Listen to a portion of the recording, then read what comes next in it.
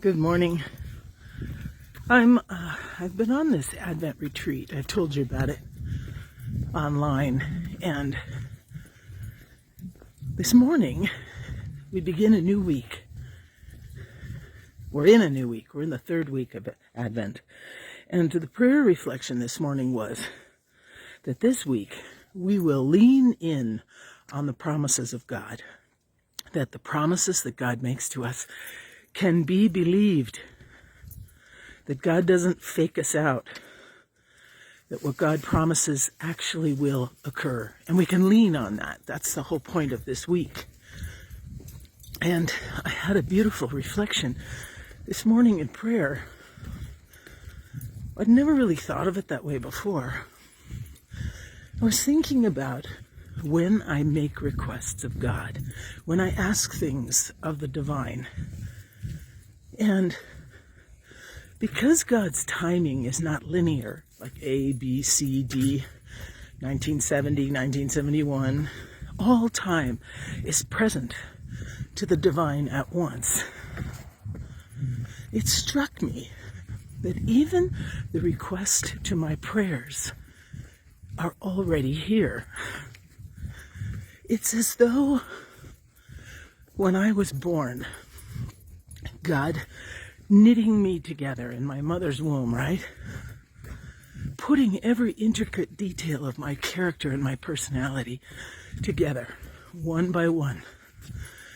Knows me so well.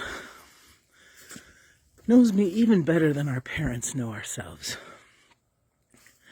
And it struck me that when God knit me together, God also, who knows everything about me, right, anticipates what my every request will ever be. And it's as though, so this is the image I had, it's as though God has planted the seeds of the responses, of God's response to my needs, to my prayers, deep within the soil of God's own being. In the warm earth of the soul of God, there lie the dormant seeds of my prayers. And through the years of my life, God continues to water and to safeguard and to care for those seeds that will one day bear fruit. And this image of mine was that when I finally get to the point where I ask God for something, or I ask to have something be made more clear to me, that the answer has already been there since the beginning of my existence. That God has been tending those seeds, tending the answers, tending my needs for my entire lifetime. So that when I ask, those seeds are just about ready to unfurl below the surface, below the soil in which they've been loved and cared for. The imagery really is so profound for me that the answers to my prayers, when I ask a prayer, I don't spring something on God, right? I don't go, this is what I'd really like. And he goes, oh, really? Or God, the divine, rather. Really? You're surprising me by asking me that. Let's see what I can do.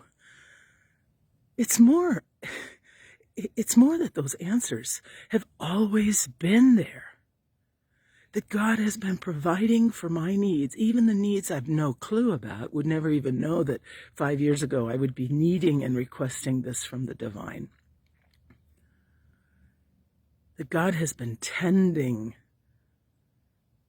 for me, providing for me, caring for me. Those answers have always been present. It's just they're ready when I'm ready. When I'm ready to lean on God, the answers are there. Give that some thought for yourself. Do you dare to lean on the promises of God? What has God promised? What is the divine promised that is actually revealed in creation? So much of creation looks dormant right now, dead, naked, leafless. And yet the promise is there. Take some time. Think about how you lean on the promises of God. And if you don't, can you use these last weeks of Advent to open your heart? Because that's what it takes. Let the guard down.